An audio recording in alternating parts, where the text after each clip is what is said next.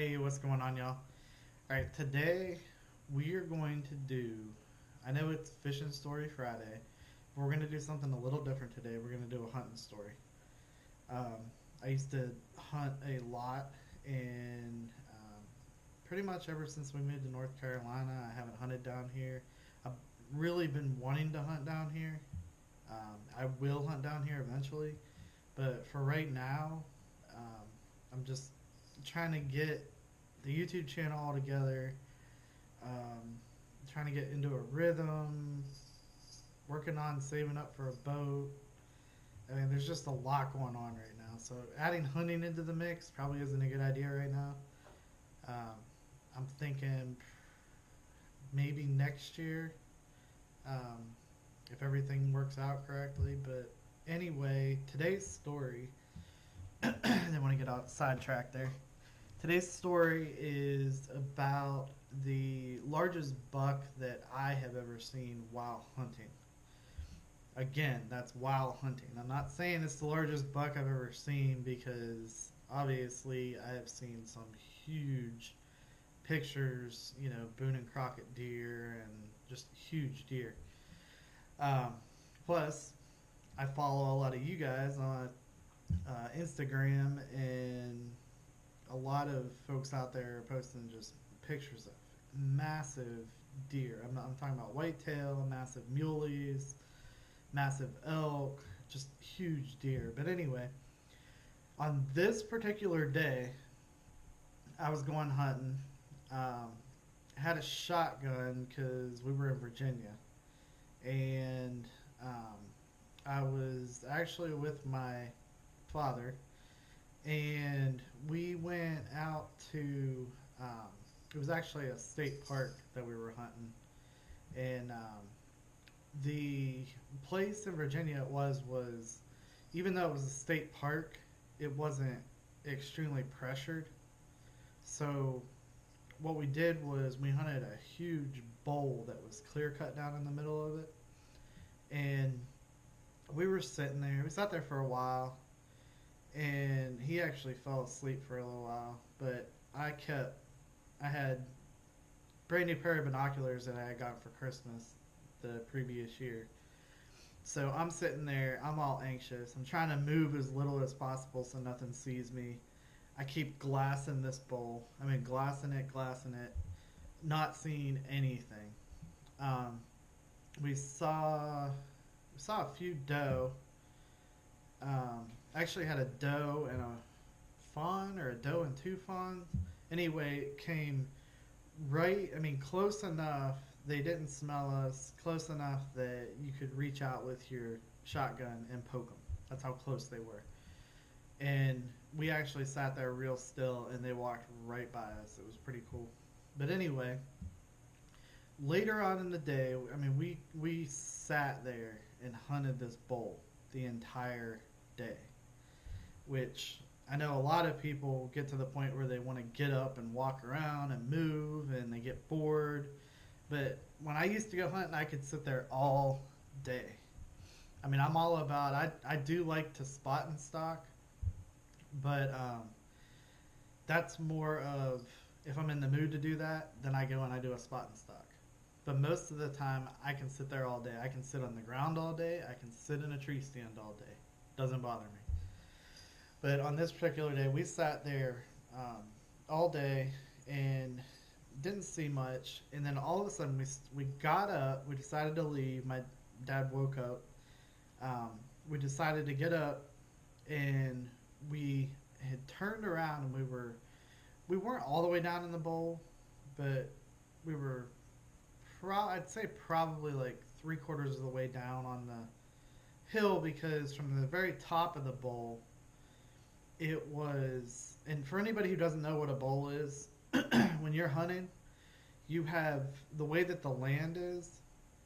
You will have, whether it be from them, you know, strip mining it, or natural occurrences. Um, you'll have what looks like a bowl made out of the land and basically out of the trees. So the Bull will be, they're all different sizes, but usually they're at least probably a good 150, 100 yards around, and the edges are either made up of dirt and rock, or in Pennsylvania, what they used to do was they would strip mine a little bit, but what they did was they turned in sort of like spoil piles is what we called them. We call them spoil piles because they're made up of like leaves and old trees and stuff because they used to log a lot up there. Or if they were strip mine and they, you know, dig it out this way, and then it would create a bowl. But anyway, we were heading up the edge of the bowl, and I think that's like the millionth time I've said the word bowl. Anyway, we're heading up the edge, and he was in front of me going up the edge of it, and I just very faintly heard. I turned around, and the only thing on this deer that I saw was the rack. That is the only thing that I saw. It was huge. Um, I I told my dad. I said, "Turn around," and he didn't hear me at first. I said, "Hey, turn around." And I was trying to be quiet, but because I kind of wanted the deer to stop. When I first saw it, it was already too far away. In Virginia, you have to use shotgun, and when you use shotgun, you for anybody who's shotgun hunted, you either use buckshot or you use a slug. Um, so the brush that we were hunting, even though it was clear cut down there, you have a lot of undergrowth brush that grows up. So you use buckshot. That way, your slug is not hitting a branch or something, and then you're making a horrible shot. You use buckshot. The deer are usually close enough that buckshot works just fine, and you will hit that kill zone. But on this particular day, we were using buckshot because that's what we were hunting, the type of brush and stuff. Had we had slugs, I didn't even take a shot. This buck was so far away that I didn't think it was worth shooting at. I didn't. The way that I've always hunted, I don't make a shot unless I'm 100% sure that it's a good shot.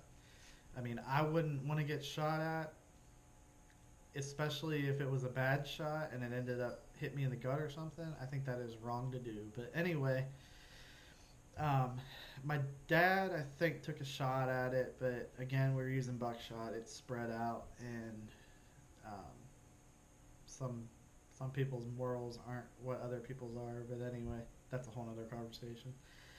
But um, the buckshot wasn't gonna get it. A slug. If I had a slug in the shotgun, uh, I I'm a pretty good shot. I probably would have taken this shot. Um, he was he had a moment where he did bolt, but that was more when he got to the top of the bolt. When he was down in, he was just, I mean, sort of meandering, walking away because I don't know how long he sat there for. But anyway, so it's just it was a huge buck. I mean, the rack on that thing, I've taken some good 8 points before.